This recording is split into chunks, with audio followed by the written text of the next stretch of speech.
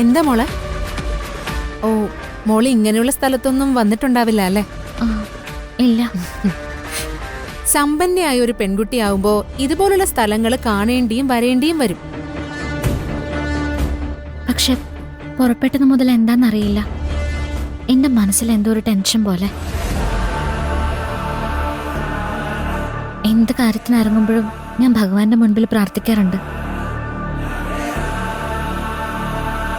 പോകുന്ന കാര്യത്തിന് ഭഗവാന്റെ അടുത്തുനിന്നും ഏതെങ്കിലും വിധത്തിൽ മറുപടി കിട്ടുകയും ചെയ്യും. ഇന്ന് പക്ഷേ അതിനൊന്നും പറ്റിയില്ല.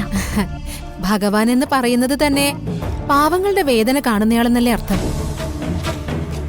ഇങ്ങനെ ഒരു കാര്യം ഭഗവാൻ ഇഷ്ടാവാതിരിക്കോ? ആ സോണിയ, പെട്ടെന്ന് പോയി എല്ലാം റെഡിയാക്കിയിട്ട് വരാൻ നോക്ക്. ഞങ്ങൾ ഇവിടെ വെയിറ്റ് ചെയ്യാം. ശരി മേഡം.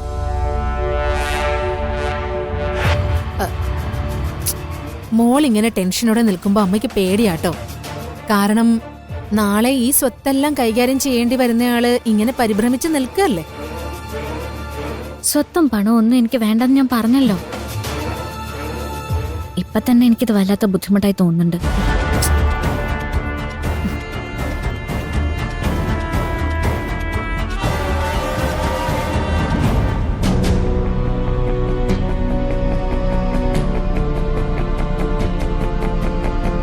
ഇനിയിപ്പോ വേറൊന്നും ആലോചിക്കാനില്ല.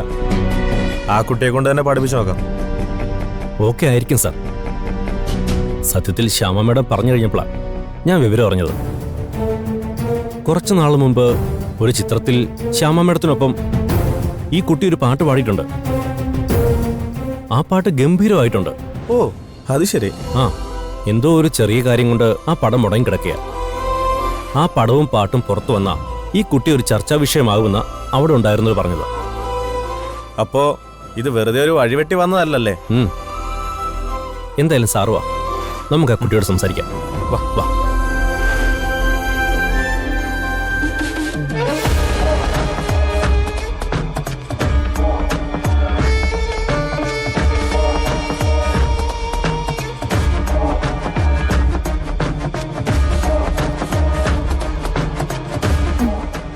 എന്താ സർ?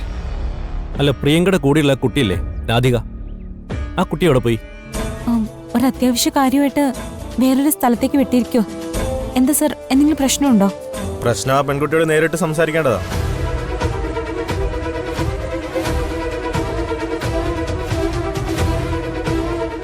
വിളിക്കാൻ വരട്ടെ. എന്താ കാര്യമെന്ന് എന്നോട് പറയൂ. എന്റെ ജോലിക്കാരിയായി വന്ന ഒരാളിൽ നിന്നും എന്തെങ്കിലും പ്രശ്നമുണ്ടെങ്കിൽ അത് ആദ്യം ഡിസ്കസ് ചെയ്യേണ്ടത് എന്റെ അടുത്തല്ലേ? അതിന് പ്രശ്നങ്ങളുണ്ടെന്ന് ആരും പറഞ്ഞില്ലല്ലോ. പിന്നെ അല്ല സർ, ഞാൻ ഹലോ, രാധികല്ലേ? അതെ. ആ, രാധിക, ഞാൻ ഡയറക്ടർ ജഗദീഷാണ്. പ്രിയങ്ക അഭിനയിക്കുന്ന ഫിലിമിന്റെ. ആ, മനസ്സിലായി സർ. എന്താ? രാധിക എപ്പോഴാണ് ഇനി ലൊക്കേഷനിലേക്ക് എത്തുന്നത്? ഞാൻ പെട്ടെന്ന് തിരിച്ചു വരും. എന്താ, എന്തെങ്കിലും കാര്യമുണ്ടോ? അയ്യോ, കാര്യമൊന്നുമില്ല. രാധിക പോയ കാര്യം കഴിഞ്ഞിട്ട് പതിയെ വന്നാൽ മതി. കാര്യം ഞാൻ ഇവിടെ വന്നിട്ട് പറയാം. Anyway, thanks. എന്തിനാ സർ എന്നോട് താങ്ക്സ് ഒക്കെ പറയുന്നത്? അത് കാര്യം അറിയുമ്പോൾ രാധികയ്ക്ക് മനസ്സിലാവും. രാധിക പെട്ടെന്ന് വന്നോളൂ. സാർ എന്തിനാ രാധികയോട് ഇത്ര റെസ്പെക്റ്റിലൊക്കെ സംസാരിക്കുന്നത്? രാധിക എന്റെ കൂടെ വന്നൊരായല്ലേ? അതുകൊണ്ടെന്താ, നമ്മുടെ സെറ്റിൽ തന്നെ പലർക്കും പല ജോലിയല്ലേ. ഞാനിതിന്റെ ഡയറക്ടറാ. ഇവിടെ നമുക്ക് ഫുഡ് വിളമ്പി തരുന്ന ആളുണ്ട്. അയാളെ ജോലി ചെയ്യുന്നുണ്ട്. അയാൾക്ക് അയാളുടേതായിട്ടുള്ള ഐഡന്റിറ്റി ഉണ്ട്. പിന്നെന്താ ബഹുമാനിക്കാൻ തടസ്സം? അതല്ല സർ, ഞാൻ ചോദിച്ചതേ ഉള്ളൂ. കൂടെയുള്ളവരുടെ വലിപ്പം ചിലപ്പോ മനസ്സിലായില്ലെന്ന് വരും പ്രിയങ്ക. നമുക്ക് കാണാം.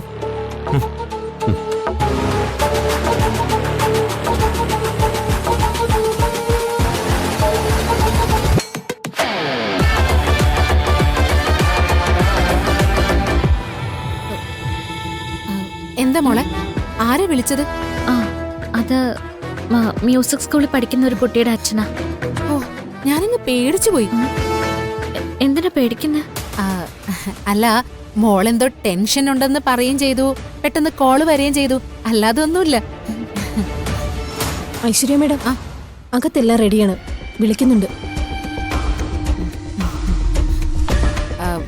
മോളെ, അവര് ചൂണ്ടിക്കാണിക്കുന്ന സ്ഥലത്ത് ഒരു ഒപ്പ്, അത് കഴിഞ്ഞ് മോളെ ഇറങ്ങിക്കോ കേട്ടോ. വാ.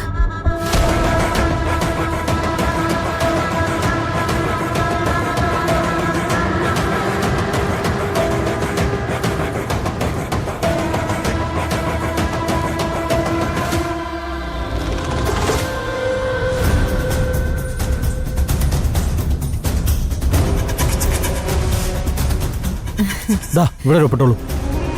ചെല്ലു മോളെ.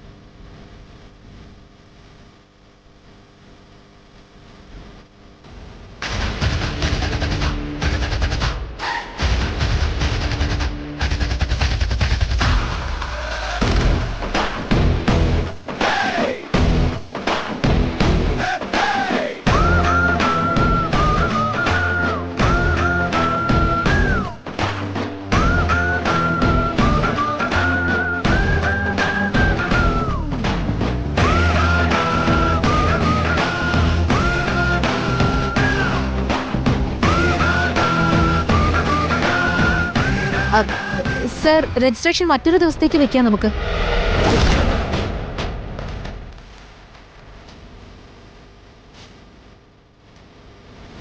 അതെന്താ പറ്റി? അതൊക്കെ ഞാൻ പിന്നെ പറയാം മോളെ. എനിക്ക് പെട്ടെന്ന് പോയേ പറ്റും. സോണിയ,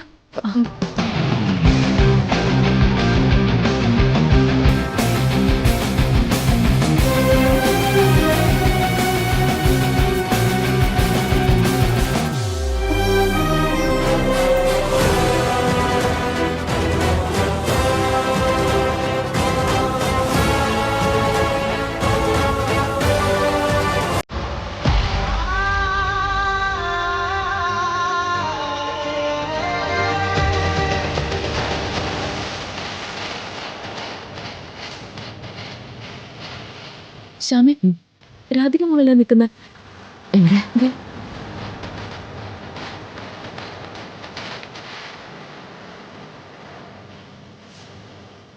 ഏയ്, എന്താ ഇത്?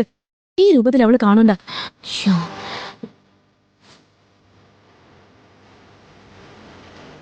അതെ, ഞാനൊരു കാര്യം ചെയ്യാം. ഞാൻ കാര്യം എന്താന്ന് അന്വേഷിക്കാം. ശ്യാമയെ വേഷം മാറ്. ഓ ഓ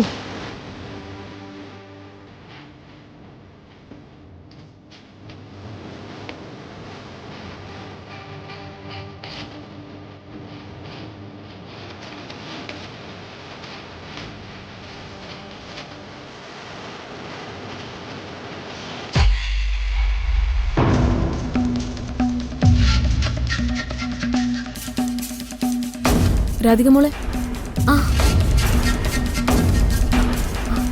മോളെന്താ എവിടെ നിൽക്കുന്നത്? അത് ഞാൻ അമ്മയുടെ കൂടെ വന്നതാ.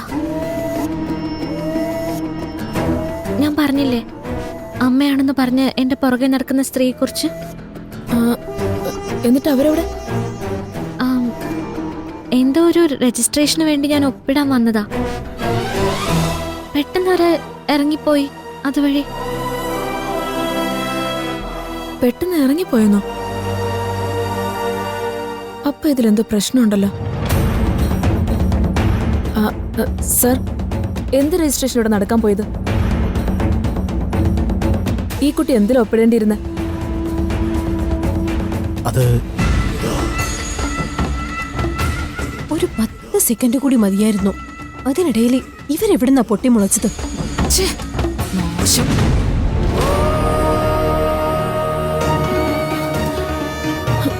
ശ്യാമേ, വാ. ശ്യാമേ, ഒരു പക്ഷെ നമ്മളിപ്പോ എത്തില്ലായിരുന്നെങ്കിൽ കാര്യങ്ങളൊക്കെ കുഴപ്പത്തിലായേനെ. എന്താ അടുത്തേ? രാധിക മോളുടെ അമ്മയാണെന്ന് പറഞ്ഞ് മോളുടെ പിറകെ നടക്കുന്നൊരു സ്ത്രീയില്ലേ, അവരാ രാധിക മോളെ ഇവിടെ കൊണ്ടുവന്നത്. എന്തൊക്കെയോ പ്രമാണങ്ങളില് രാധിക മോളെ കൊണ്ട് ഒപ്പിടിക്കാനായിരുന്നു ഉദ്ദേശം. നമ്മളെ കണ്ടപ്പോഴേക്കും അവർ രക്ഷപ്പെട്ടു കളഞ്ഞു. അടുത്തേയും ഇതെന്തോ വലിയൊരു കുരുക്കാണല്ലോ. അതിൽ സംശയമൊന്നുമില്ല. മോളുടെ പുറകെ നടക്കുന്ന ആ സ്ത്രീയുടെ ഉദ്ദേശം മോളുടെ പേരിൽ സ്വത്തെഴുതി വാങ്ങാന്ന് തന്നെയായിരുന്നു. ഐശ്വര്യ ആയിരിക്കാം, അല്ലെങ്കിൽ ഐശ്വര്യ ചുമതലപ്പെടുത്തിയ മറ്റൊരു സ്ത്രീയാവാം. പക്ഷെ ഇതൊന്നും അല്ല ഇവിടുത്തെ പ്രശ്നം. ഇനിയും രാധിക മോള് ഇങ്ങനത്തെ അപകടത്തിൽ ചെന്ന് ചാടാൻ പാടില്ല. അതുകൊണ്ട് ഇപ്പൊ തന്നെ സത്യം പറയുന്നതാ നല്ലത്. അത് ഇതിനേക്കാളും നല്ല മുഹൂർത്തം ഇല്ല ശ്യാമ. കൺമുന്നിൽ നിൽക്കുന്ന ഫിദയാണ് സ്വന്തം പെറ്റമ്മയെന്ന് അവൾ അറിഞ്ഞേ പറ്റൂ. എടുത്തു വരൂ. ഇനി എനിക്കും പിടിച്ചു നിൽക്കാൻ പറ്റില്ല. അവളെ ആരും അപകടപ്പെടുത്താൻ ഞാൻ സമ്മതിക്കില്ല. ഞാൻ എന്റെ മോളോട് പറയാൻ പോവാ, ഗായിക ശ്യാമയാണ് നിന്റെ അമ്മയെന്ന്. വാ.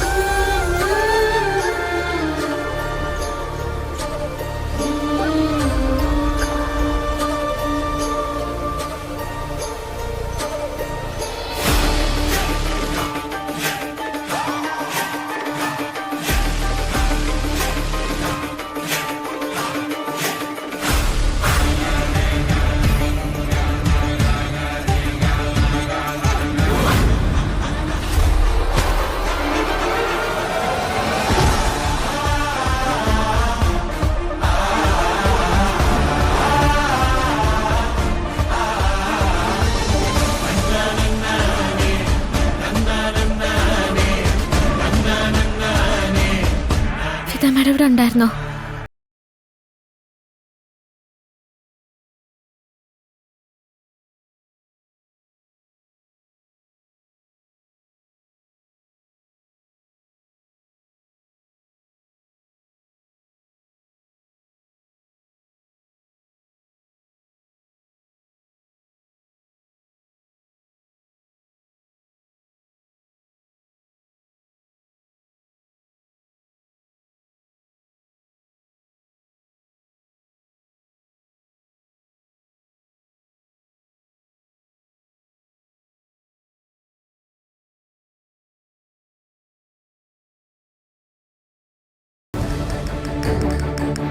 ആ സ്ത്രീ എന്റെ ആരും അല്ലായിരിക്കും. പക്ഷെ അവരെന്നെ കൊണ്ട് സ്വത്തൊക്കെ എഴുതി വാങ്ങിക്കാൻ ഉദ്ദേശിക്കുന്നുണ്ടെങ്കിൽ എന്റെ ജന്മത്തെ കുറിച്ചൊക്കെ അറിയാവുന്ന ഒരാളായിരിക്കില്ലേ?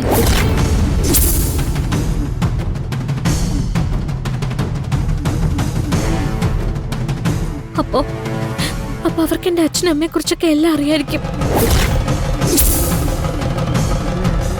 അതൊക്കെ പോട്ടു മോളെ. മോൾ ഫിദ പറയുന്ന ഒന്ന് കേക്ക്. ഇതിനൊക്കെ എല്ലാത്തിനും കാരണം എന്നെ പ്രസവിച്ച ആ സ്ത്രീയാ. എന്നെ വലിച്ചെറിഞ്ഞ ആ സ്ത്രീ മാത്രം.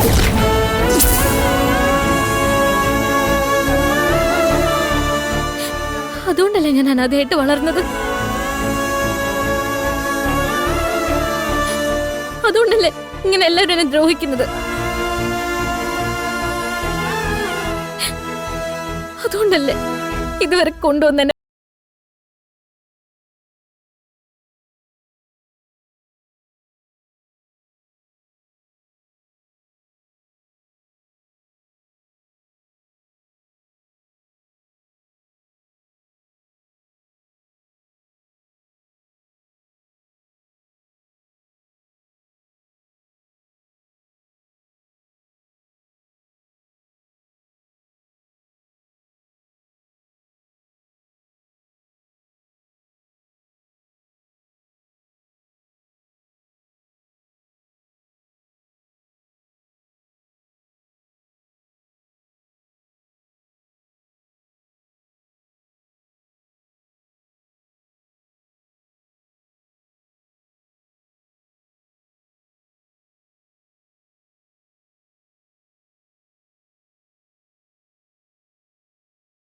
ഞാൻ അനാഥയായിട്ട് തന്നെ ജീവിച്ചോളാം.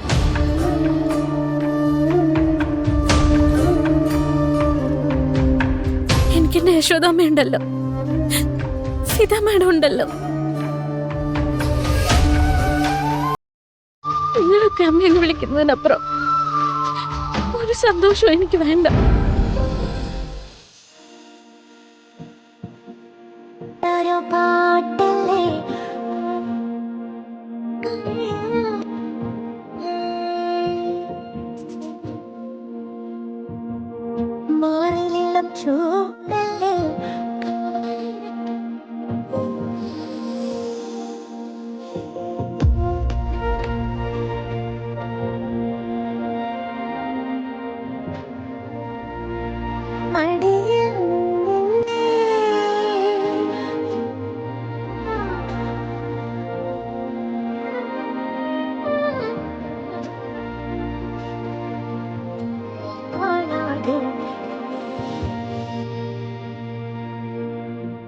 നമുക്ക് പോവാം. അമ്മ കൊണ്ടുപോയി വിടാം മോളെ. ഇവിടെ അനുഭവിച്ച ഈ സങ്കടത്തിന് ഒരു സന്തോഷം മോളെ അവിടെ കാത്തിരിക്കുന്നുണ്ടാവും. വാ മോളെ.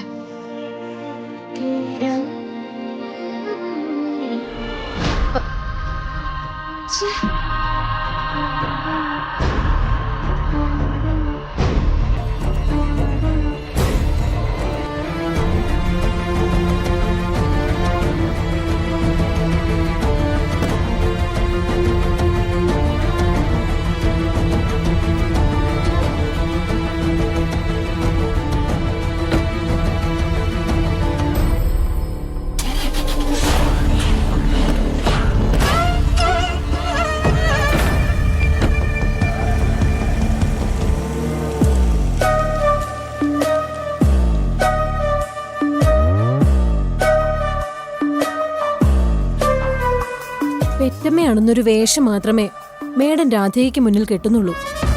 പക്ഷെ ഒരേ സമയം ശ്യാമയായും ഫിദയായും മാറുന്ന ആളിന്റെ അടുത്താ മേഡത്തിന്റെ മത്സരം. എന്തായാലും ഈ മത്സരത്തിൽ നിന്ന് ഞാൻ പിന്മാറുകയാണ്. ഇനിയുള്ള മാർഗം നമുക്ക് ആലോചിച്ച് തീരുമാനിക്കാം.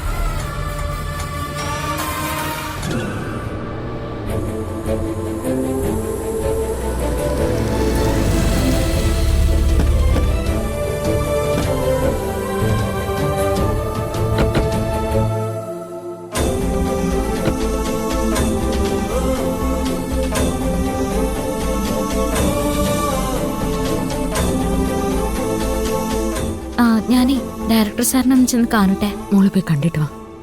ശരി.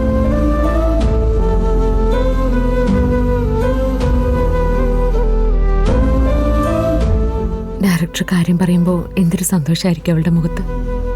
പിന്നില്ലേ, കേൾക്കാൻ പോകുന്നത് ചെറിയ കാര്യമാണോ?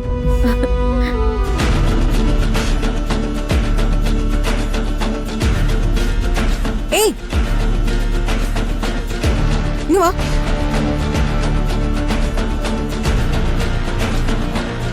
നിക്ക്. ഡയറക്ടർ എന്തിനാ വിളിച്ചേ? എനിക്കറിയില്ല, വന്നപ്പോഴാ വിളിച്ചത്. വന്നിറങ്ങിയപ്പോഴേക്കും എല്ലാവർക്കും നമ്പറൊക്കെ കൊടുത്തിട്ടുണ്ടല്ലേ? ഞാൻ കൊടുത്തൊന്നും അല്ല.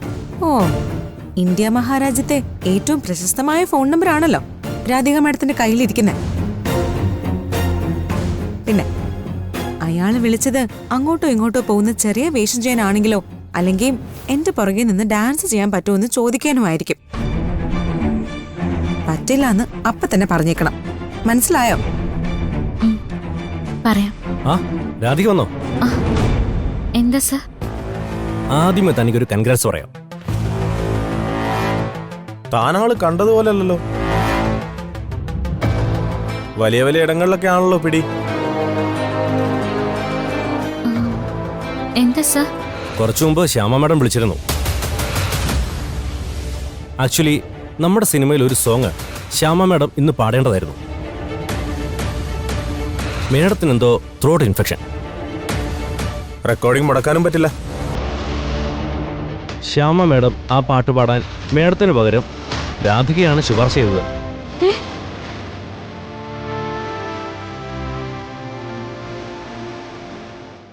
ഞാനോ?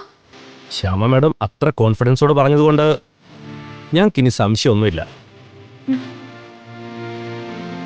കുറച്ച് കഴിഞ്ഞ് നമുക്ക് സ്റ്റുഡിയോയിലേക്ക് ഒന്ന് പോവാം.